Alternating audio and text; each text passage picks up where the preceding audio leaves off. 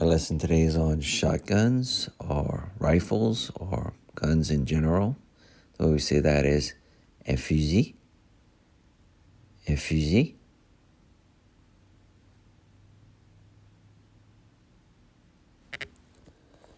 I got to visit with a gentleman who has a lot of guns.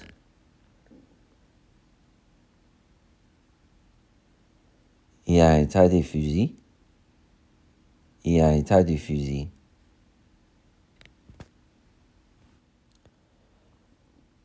He likes to hunt. Il aime faire la chasse.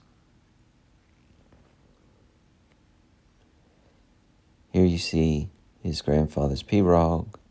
Ici tu vois la pirogue de son grand-père.